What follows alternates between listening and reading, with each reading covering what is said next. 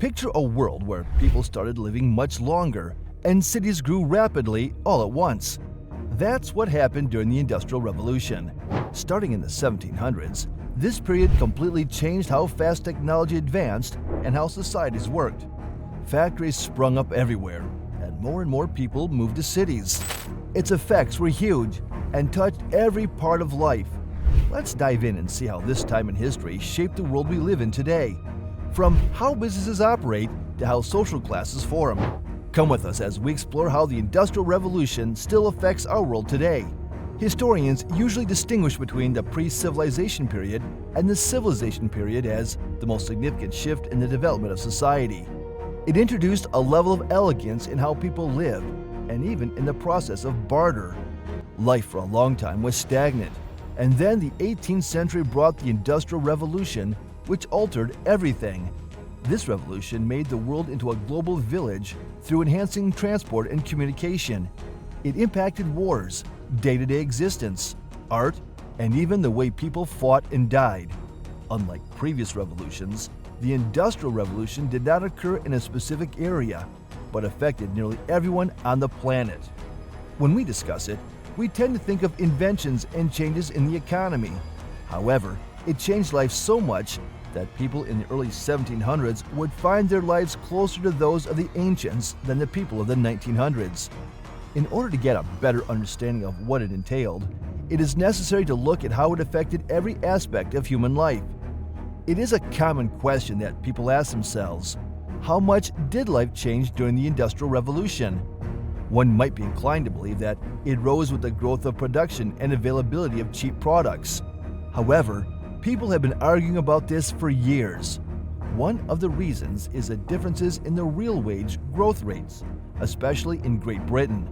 Positive outlooks posit that British workers' wages increased by roughly 50% between 1780 and 1830, while GDP increased by 25%, which points to an enhancement in the standard of living. The low end, on the other hand, is put at a 15% wage increase, which is below the GDP growth. This is further compounded when one compares Britain with mainland Europe. Even if we take the lowest figures, Britain experienced higher wage increases than Europe, where wages remained stagnant or declined because of wars. Peering into the 19th century, Europe started to observe sharper income growth by the 1870s, which was between 50% and 200% more than in the 18th century. It was not uniform across the regions, and Southern and Eastern Europe were behind, since they had not industrialized as fast. However, this is hardly the most important component of the industrialized economy. Its greatest notable success is perhaps the ability to disrupt the pay cycle. Historically, salary increases resulted in an increase in population. This, in turn, generated salary reductions, owing to an increasing workforce, resulting in a population fall. In contrast, with the introduction of the Industrial Revolution, both population and salaries continued to expand, helping them to break free from millennia-long stagnation. As consumption increased, so did the demand for money. In pre-industrial periods, some domestic items, such as clothes or basic utensils, might be created at home. This changed during the Industrial Revolution, when these products had to be purchased. Thus, even as costs fell, more items had to be purchased, putting a burden on the household budget. Keeping this in mind, an income increase might not always imply a more carefree lifestyle. With the introduction of mass manufacturing in the early 20th century, the balance between the two shifted slightly. It resulted in significant price drops for many commodities, but salaries continued to rise steadily, providing a more comfortable existence for the typical worker. However, the most significant expenditure that affected the household budget was on food. The cost of food was still high, as the developments of the early stages of the Industrial Revolution did not bring changes in the price of food. The population also increased with the output in order to avoid a reduction in prices. The food problem was somewhat alleviated by improvements in railway and canal transportation, since cheaper food meant cheaper food. The actual revolution occurred in the latter half of the 19th century, with the improvements in fertilizers and agricultural mechanized equipment. During this period, the average height of a human being rose, a factor that most historians attribute to improved diets, although other factors in the environment also played a role. By the beginning of the 20th century, industrialized countries no longer had to worry about droughts and poor yields. While they remained a problem, they no longer posed the risk of bringing down the entire economy, which was often the case in the preceding centuries. Not only that, life expectancy increased from approximately 30 to 35 years in the early 18th century to 40 to 45 years in the early 20th century. Of course, this increase was not solely due to better diets. This was also helped by the improvements in medicine, as well as infrastructural developments. For instance, the availability of fresh running water in cities was made possible by the use of water pumps that were driven by steam engines by the late 19th century. At the same time, plumbing and canalization were enhanced, and this made cities much cleaner than before. However, as is often the case with the benefits of the Industrial Revolution, these arrived in the later stages. Some of these changes were beneficial to the lower classes, while others were otherwise as follows. First of all, there was a question with housing, which was an issue for a long time, as people rushed to cities for work, while the construction of houses could not keep up with the pace. Slums and shanty towns were developed to help with housing development. Small, rudimentary houses, frequently constructed from low-cost materials and occasionally with dirt floors, barely provided basic living requirements. To make matters worse, one of these homes might occasionally house many families. That type of crowding also aided in the spread of illnesses, most notably TB. This was a significant step back from living in the countryside, where there was plenty of space, fresh air, and pure water. But the economic motivation was sufficient to keep the working class growing. Britain and the Netherlands were the first countries where the urban population became more than the rural, while other countries like Germany and France achieved this in the middle of the 19th century. The US was somewhat of an exception among the industrialized nations. Because of the agricultural nature of the South and its movement westward, it did not have more people living in cities than in the countryside until the 1910s. Apart from the living conditions, the working conditions were also a problem to the working class. Early industrial-age factories were dangerous places, and the conditions under which workers toiled were appalling. Work safety was often one of the least priorities of the owners.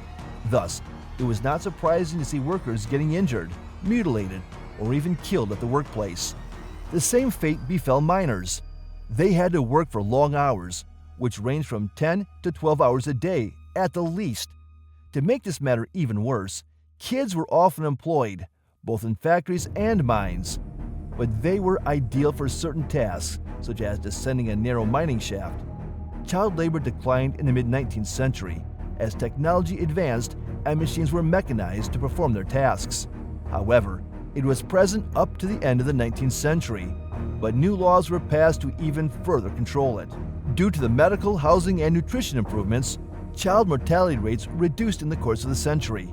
This improvement, among other factors, led to increased life expectancy and population growth rates. Before the Industrial Revolution, society was typically divided into three main classes: the nobility, the church, and the serfs. However, this social structure started to transform gradually from the Middle Ages. The authority of the aristocracy was previously rooted in the possession of large tracts of land and the income derived from them.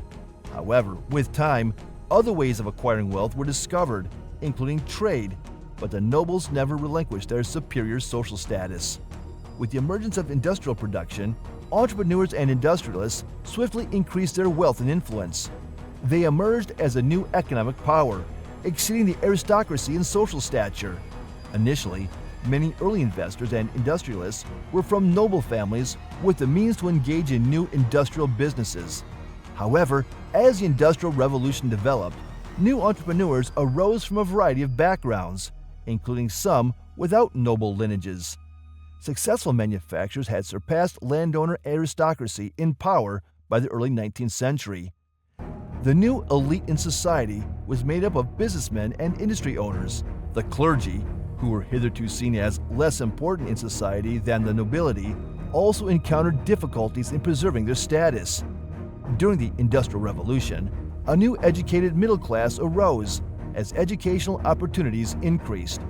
The middle class was defined by this group, which comprised managers, clerks, physicians, attorneys, educators, and engineers. The clergy could not maintain its relevance as it was unable to meet new roles required in society. A new economic branch appeared due to the growth of manufacturing production, the expansion of urbanization, the growth of the population, and the development of the economy. Appropriately called the service sector, this branch was expected to produce not goods but services for those who could afford them. These jobs had been around for thousands of years, most famously as taverns and even lawyers. But with the advent of the Industrial Revolution, such businesses became necessary. These so-called white-collar jobs were in fact the new foundation of the middle class. This was especially important with regard to women, as it meant that they were quite capable of performing the same work as men. Employees in different branches of industry became the main production class of this transforming society. The Industrial Revolution was achieved by the sweat of the miners and factory workers. However, they were always subjected to insults by their employers. Well, by the early 20th century, an average worker was living better than in the mid-18th century, at least in terms of the grand scale. Their gains were relatively small compared to the businessmen. The simmering discontent with watching others enjoy the fruits of their sweat continued to build, and the workers started to rise up, demanding more wages, less hours, and improved conditions. All this led to the emergence of new political theories, such as socialism and communism. In one way or another, these related ideologies aimed at the state or society to assume the ownership of all means of production, both the industrial and agricultural, and then distribute the benefits. The ideal society would have no social classes or economic divisions, and all men and women would live in equality.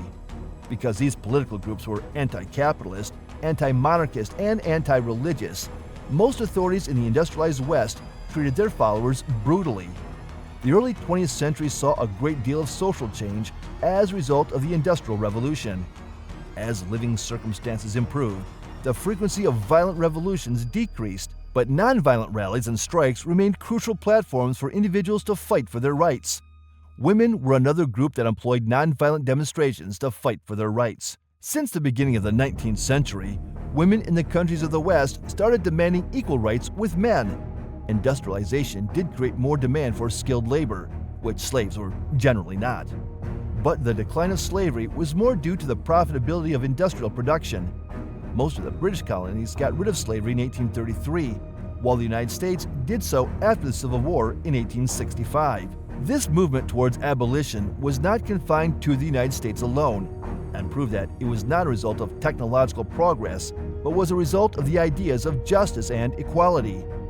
The Industrial Revolution was a significant period that has had a major influence in the modern world, particularly in the area of pollution and its effects on the environment.